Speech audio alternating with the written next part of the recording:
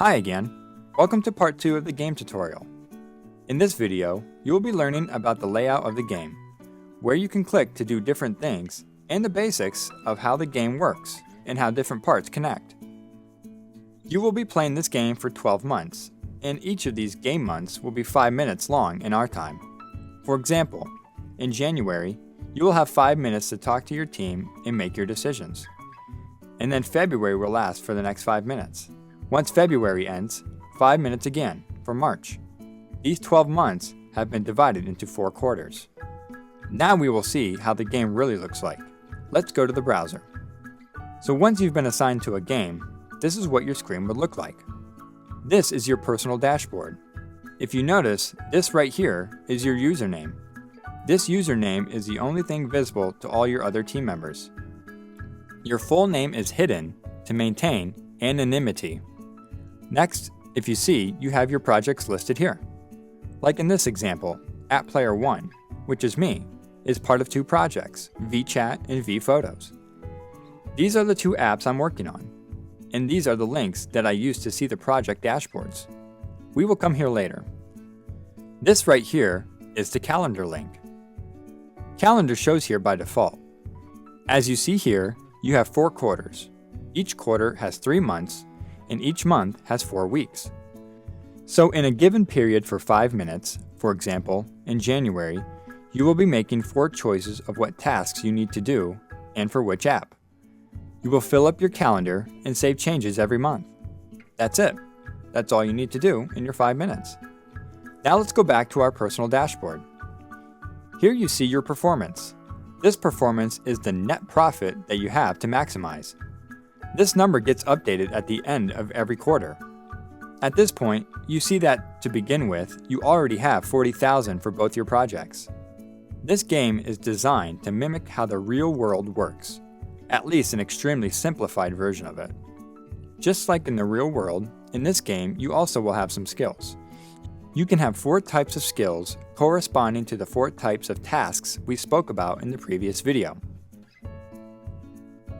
Your 4 skills of app development, marketing, support, and R&D in corresponding skill level are shown right here.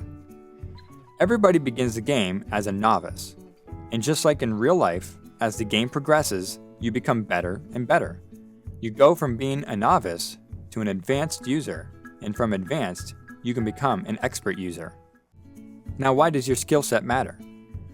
Like you would see in real life, as your skill level increases, you become more productive, as well as the amount you cost per week also increases. What does this mean?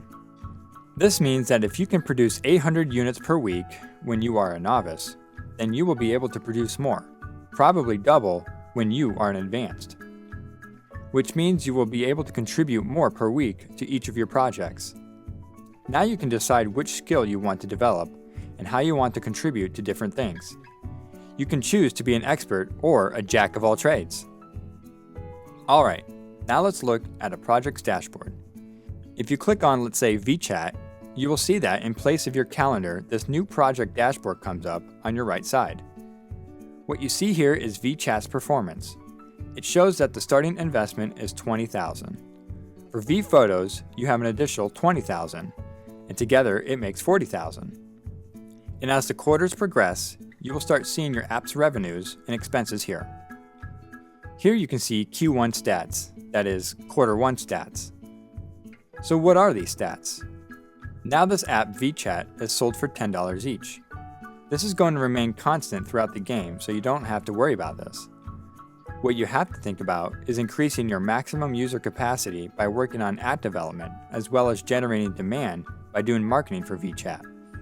It is important to remember that these are app-level statistics, which means that these numbers change when you and 2 team members do work for this VChat. To make the different stats easier to identify and connect, we've used color codes. This means that when you do more of app development for VChat, shown in blue, VChat's maximum user capacity increases, also shown in blue. Similarly, doing more of marketing, shown in red, increases the demand generated, which is red here. And the same goes for support in R&D. As you can see, there are 3 aspects of research.